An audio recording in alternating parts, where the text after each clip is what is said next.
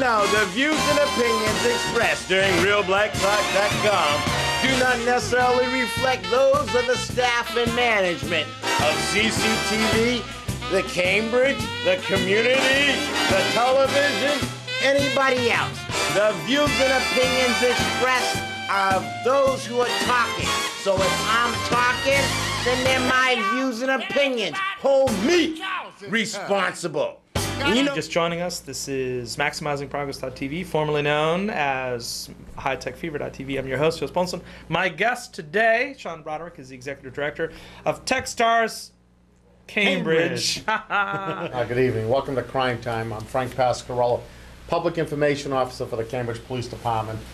Nice to have everyone watch from 6:30 to 7 p.m., the most popular show on CCTV. Now I'm your host, Brother John, and this is once again your tobacco education and smoking cessation support TV for Cambridge and the world.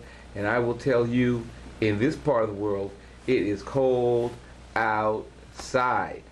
This is interesting because, as I have said before in this program, smokers generally tend to be lower income people. So to a certain extent, the war on smoking is a class war.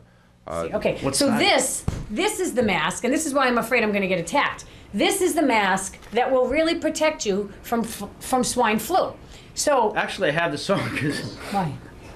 I got hit in the face. Yeah, I got hit in the face earlier. You having a mouth transplant? So the national guys in the national media, Donald, the national guys in the national media, they were afraid to call it. They were all up his ass. I called it 4 years ago. Afraid? 4 years ago. ESPN was afraid. Listen, I don't know if I should bring up this topic, but I was going to mention Michael Vick, but you guys are already talking about. I got you here in the Ball True from the Parade Dave. Swinging gorilla movie montage featuring clips from Super Simeon here in the Ball True from the Parade Dave to CNN. Good evening and welcome to tonight's episode of Café con Gas. My name is Cass. I'm very excited to be here with you this evening. I have been working diligently behind the scenes for Café con Gas, and I'm just excited to be in front of the camera. I've been doing a lot of writing, and my favorite thing to do is talk. So being back in the studio today is really, really incredible. So I'm really excited to be with you. I hope you had a really great turn of a new month. It was July 4th. Café con Gas doesn't air, or I actually had a previous episode air, but doesn't air live when we have holidays. So just gotta be mindful of that if you don't see me on. But what is Café con Gas and what are you tuning into tonight? Café con Gas is a show that brings dialogue alive on healing, arts, and diversity with occasional guests. So I'm really excited to be here with you guys this evening. Going to my Google hard drive, that's what I rely on to bring you some like background content and emotional check-ins. Let's go to recent.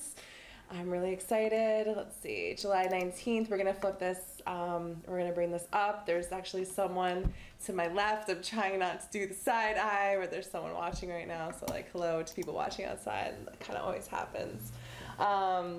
But anyways, Café con Gas, that's what's going on. So Café, oh, sorry, let's go to the computer. So I just, I come to the show, I'm very excited. I'm always happy to be in the studio because talking is one of the things that I love to do most, and inspiring dialogue is something that I'm truly invested in. It has been very difficult recently to be studying and consuming the news, mostly because of the deaths that have been reported. And I just wanted to take a moment to have a moment of silence for Sandra Bland. I think it's really important that we do this. Sandra Bland was killed while in police custody. She allegedly committed suicide, but her family is requesting an independent autopsy. This happened in Texas. She was pulled over for not using her directional signal. And there was a videotape that was released of her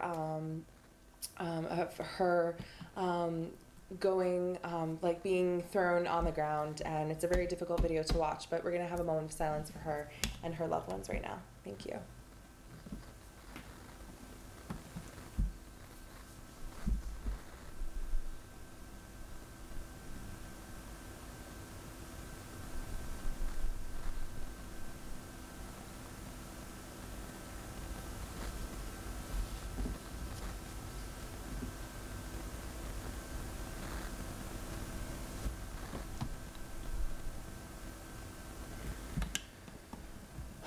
Okay, so that's how I wanted to start off tonight's episode. It is a very somber note, but it's very important that we do that. And there's also an additional hashtag in addition to the Black Lives Matter hashtag. It's say her name.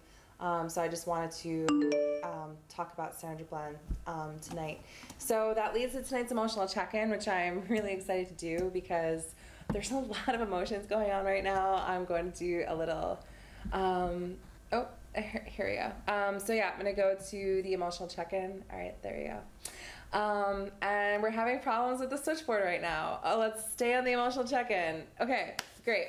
So how am I feeling? I'm feeling a little bit exhausted because I've been doing summer classes and that just takes a lot of effort and work. Slightly confused, and I think that's just because I'm trying to weigh out distractions, and I'm trying to figure out what I really need to prioritize in my life. I'm feeling quite happy because I'm in the studio and there's really not a day that I do Café con Gas I'm not feeling happy about it. I am feeling a little bit mischievous, slightly love-struck, and I think that's a good thing. Slightly love-struck is just this feeling of just really enjoying life and kind of little absurd moments on the way. And hopeful. I think something that I have been tuning into since I spoke with you guys last, and now there's a different camera angle. Sorry, since I spoke with you guys last, was really tuning into your emotions. And I recently had the great pleasure of talking about emotional check-ins with my class. And I just wanted to share this brief story with you, and it's in regard to emotional check-ins. So I do emotional check-ins, I come, I smile. It's a really great way to ground and begin a live show that's on community television. One of the reasons why I do emotional check-ins is because emotional check-ins used to be one of the most hardest things for me. I could not even tell you how I was feeling on a good day. I had moments of extreme sadness. I've triumphed through depression, but there have also been moments in my life that, being an educated woman with a really large vocabulary at hand and taking pride and using my brain, there are just some moments that I can't tell people how I feel. So that's why it's something that I practice and something that I bring to Café con Gas, because I would encourage you guys to do the same thing in your own life and check in with yourselves emotionally. So in checking with myself emotionally, I've just been absorbing a lot of different news. Some of that news has been really upsetting. I did not want to show a clip of Donald Trump's face, but I just wanted to acknowledge him as a Latina, as someone in media. I just want to say I'm just really proud of the Latino responses and how people have seriously just walked away from Donald Trump. And their associations with him. And I think that there are also opportunities for greater dialogue here. So that's really incredible. So yeah, in the name of healing arts and diversity, there has been some really devastating and difficult news to digest. But there's also been moments that I've been reminding myself that no matter what emotion that I'm feeling, it's always important to kind of come back to center and find my peaceful and sacred space. So something that really helps me to do that is music. In the name of healing arts and diversity, I wanted to bring tonight's video, Cultura Profética. And I really, really love this video. And I'm gonna bring this up for you. And we're just gonna tune in. This is Saca, Prende y Sorprende, which means to take turns and surprise. So I'm gonna tune this video, and I hope you guys enjoy it.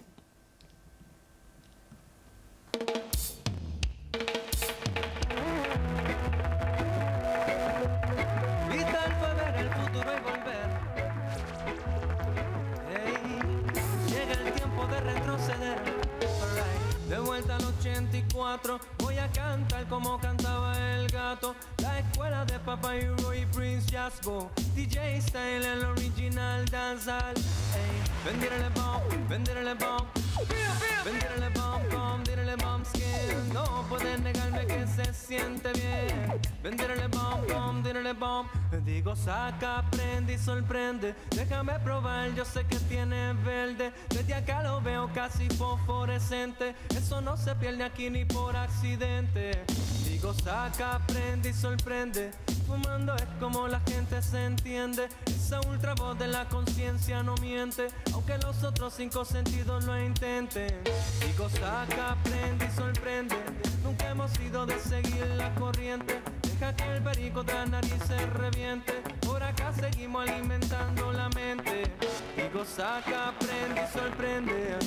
Saca, aprende y sorprende. Saca, aprende y sorprende. Saca, aprende y sorprende. Vendele bomb, vendele bomb. Vendele bomb, bomb, vendele bomb skin. No puedes negarme que se siente bien. Vendele bomb, bomb, vendele bomb. Digo, saca, aprende y sorprende. Es tiempo de que nos hablemos de frente. En Uruguay se sentó un precedente. Más que necesario, el cambio es inminente. Digo, saca, aprende y sorprende. Esta lucha siempre hemos estado en el frente. Civilizadamente desobediente, aunque aparentemos ser los locos de siempre. Digo, saca, aprende y sorprende. No es que no importe lo que piense la gente, es que poco a poco trastoquemos la mente hasta que se concientice el continente. Digo, saca, aprende y sorprende. Saca, aprende y sorprende. Saca, aprende y sorprende. Saca, aprende y sorprende. Me cansé de comprar, me cansé de ahora para adelante lo que hay es crecer. 1, 2, 3, 4, 5 matazos, 6. Sé que hay Monsanto, ya no creo en la ley. No tiene peso lo que me diga el juez. Vamos a virar la balanza al revés. Con 7, 8, 9 matazos, 10. Voy para adentro pero digo otra vez. Me cansé de comprar, me cansé de ahora para adelante lo que hay es crecer. Me cansé de comprar, me cansé de comprar, me cansé.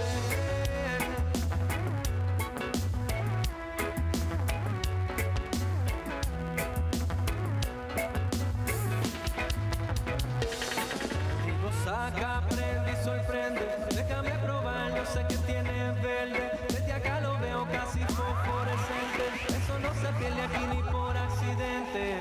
Digo, saca, aprende y sorprende. Fumando es como la gente se entiende. Esa ultra voz de la conciencia no miente, aunque los otros 5 sentidos lo intenten. Digo, saca, aprende y sorprende. Aunque hemos ido de seguir la corriente, deja que la cocota nariz se reviente. Por acá seguimos alimentando la mente. Vendele bomb, vendele bomb. Vendele bomb, bomb, vendele bomb skin. No pueden negarme que se siente bien. So that is Cultura Profética con una canción que fue demasiado buenísimo. I love it. Saga Saga y Sorprende, which take a turn and surprise. And at one point he says, I just love it. I just love it. So at one point he says, me cansé a comprar, which means I'm tired of buying. And I think that is just something that is so beautiful. It's like, you know what? Take a turn, surprise, do something. But you know what? I'm just like tired. I'm just tired of just being a consumer, and I think that's really powerful. So yeah, get into it. Get into it. Cultura Profética. You can find them on YouTube, as you can with many other artists. So. Just a little reminder, which I always like to bring to you guys, vocabulary, the power of language. What is to heal? What am I talking about when I'm talking about healing arts and diversity? To make healthy, whole, or sound. Restore to health, free from ailment. To bring an end to or conclusion as conflicts between peoples or groups. Usually with strong implication of restoring former amity, settle, reconcile. To free from evil, cleanse, purify, to heal the soul, to effect a cure of a wound, a broken heart, to become a part of something whole or sound, and to get well. So I think that's a really powerful illustration of healing. Talking about healing, let's talk about a really awesome topic, and I'm going to say awesome, but I'm going to also say that this topic comes up when things are not so awesome. Usually, I like to talk about consent as a preventative measure, but it's also something that I've talked about post, being assaulted. So it's something that I wanted to bring to you. It's called an article called Illustrating the Concept of Consent. So in Healing Arts and Diversity, I want to bring to you a different format of how we can talk about rape prevention. There is an article within women's rights that when we talk about rape, the biggest concern is not just what the victim can do, and I'm telling you, victims can be men or women. This rape is not, when I say rape, I'm not talking about just a man raping, I'm talking about women who rape as well. So I pulled up this article, it's called How 7 Things That Have Nothing to Do with Rape can perfectly illustrate the concept of consent. And this is an article from Upworthy, something that I really thought was really powerful, something I wanted to bring to you. So let's see. I'm going to just scroll down here. This is it. Okay. So we're going to zoom in. What's awesome about being in the studio is that I have a computer. So let's zoom in here. So anyways, so here are some illustrations. So these have nothing to do with rape, but it has to do with consent. And rape happens when the person who is being raped doesn't give consent for sex and is being forced to have sex. So here's some ways that you can force someone a little bit coercively, but if you modify these behaviors in a preventative sense, we can help shift rape culture. So here is the first one. So this is brilliant. Want to watch Pulp Fiction? Sure. Half hour later. I'm not really liking this. Let's do something else. The guy goes, no, you said you'd watch the movie, so you're staying until it's done. Another one. Thanks for letting me borrow your car. The next week, what are you doing? Borrowing your car like you said you could. You can't have my car. That's BS. You said I could have it once, so I should be able to have it all the time. So you're seeing where they're going with this. You know, you said we can have sex now, but now I'm expecting it all the time. Here is another one. I really like the Fluffy Buddies' new song. Bizarre example. The middle of the night. What the hell? You said you like this song. Yeah, but I don't want to listen to it while I'm sleeping. So another example of how you need to give consent. And last one. Hey, come here, take this. But I don't want to carry this stuff. Stop it. Well, you're dressed like a weightlifter and showing off your muscle, so you must be asking me to handle heavy stuff. Don't blame me. So again, the argument of, well, you asked for it, the argument that is not helping prevent or teach women how to protect themselves and men. So I think that's really important and something that I just wanted to bring up to you. So illustrating the concept of consent is a really great article. Also something that I wanted to talk about that's on my Facebook wall and direct you guys to, this wheel of healthy relationships. And I think this is also really powerful. You can find this online, jenmoff.com, and it breaks down relationships into 6 sectors: accountability, safety, honesty, support, cooperation, and trust. And at the center of all of those is respect. So I think that's a really great wheel. I always talk about, again, healing arts and diversity. Accountability, I think, is the hardest part for me. But, you know, what's the hardest part for you? Something worth thinking about and contemplating in your own life. So those are a little bit of things. Also, a little bit quick update. I always am looking for tidbits of information. Just wanted to also report. One of the reasons why I played Cultura Profetica's video and celebrated the arts is because Puerto Rico is in an outstanding amount of debt. And private investigators released a video on the hedge funds.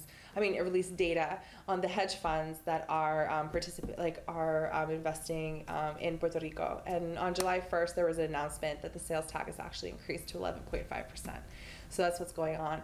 Also, a reminder, when you need to unplug, because right now I am active on Facebook. Sorry I haven't gotten to you guys, but I've also needed to unplug, and I'm just trying to digest all this information that is in front of me and also find a way to prioritize it. So that's what's going on. So I want to talk to you. I wanted to conclude with a video, a little bit of a longer video.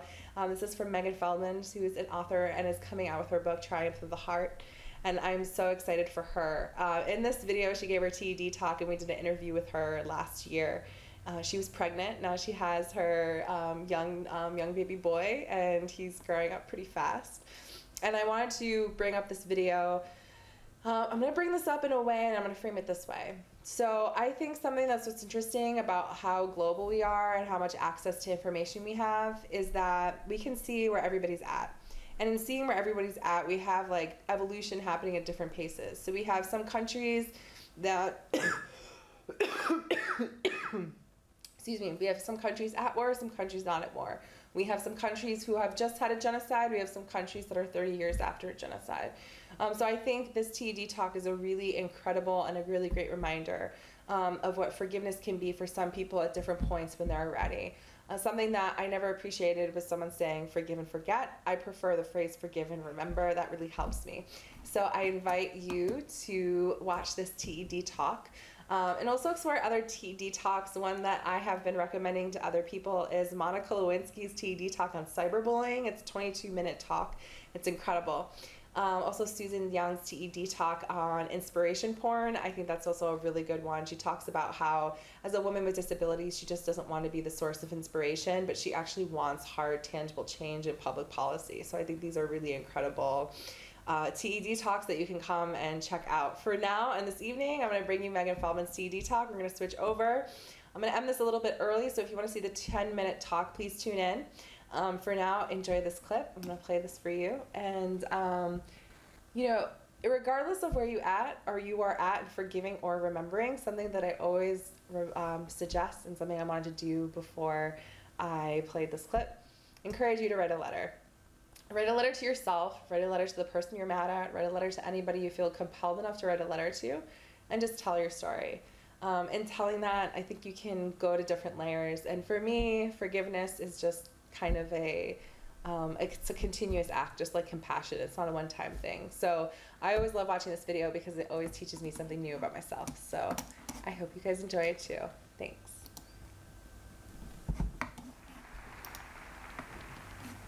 So I want to tell you about a man named Azim.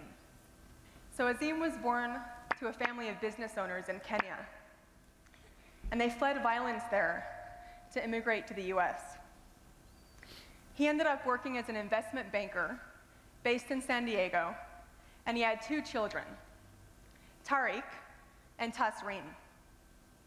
One morning, Azim was drinking tea in his kitchen when the phone rang, and it was a police officer calling to tell him that his 20-year-old son, Tariq, had been shot and killed. Azim didn't believe it. It was impossible. Tariq was a dedicated college student who dreamed of becoming a National Geographic photographer. He and his fiancée, Jennifer, planned to move to New York City when they graduated.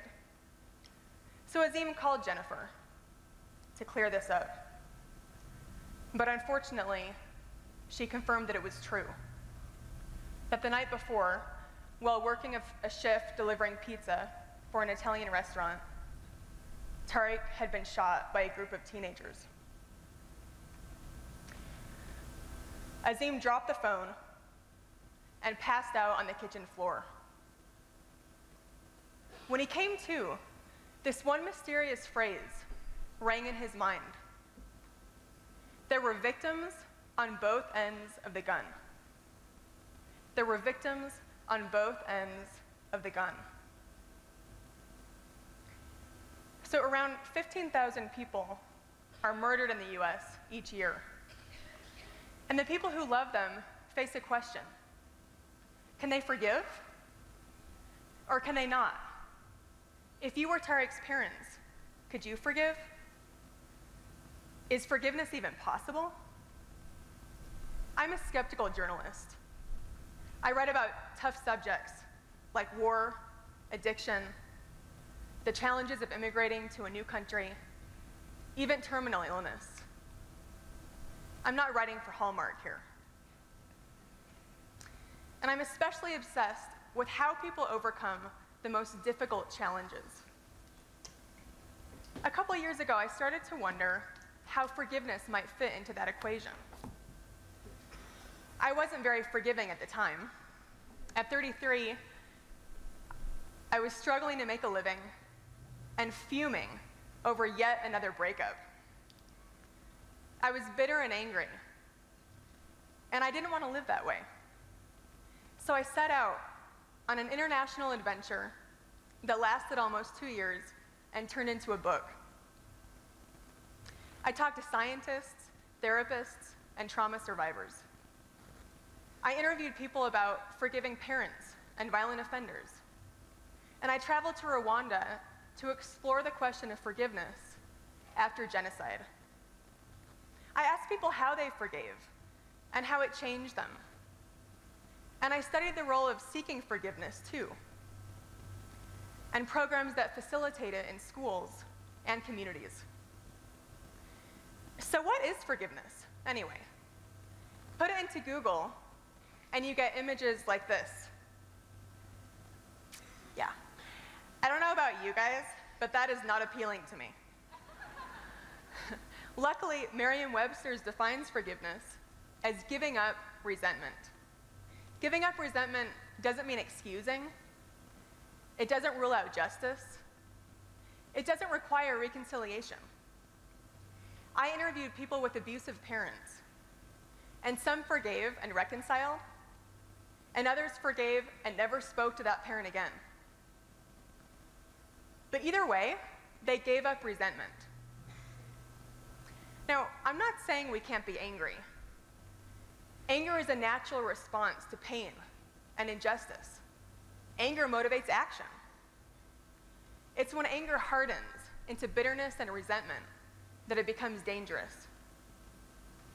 Nelson Mandela said, "Resentment is like swallowing poison and waiting for your enemy to die." It turns out that's true. Research shows that exploding in angry outbursts and repressing anger both increase your risk of heart attack over time. Did you know resentment can damage your brain? Every time you think bitterly about that person who cut you off in traffic or denied your raise request, your brain is flooded with stress chemicals that limit your ability to problem solve and make you more depressed. On the other hand, studies show forgiveness can lower blood pressure, depression, and anxiety. So what do you think? I know this is like leaving you guys on a cliffhanger, but again, you can check it out. But I'll post this TD talk as well on my Facebook wall so you can check it out. But what do you think about forgiveness and some of the things that Megan said? What do you think about when you see the news? How does it make you feel? And what do you think about when you even talk to your own family? I encourage you guys to check it out on your own time. And thank you so much.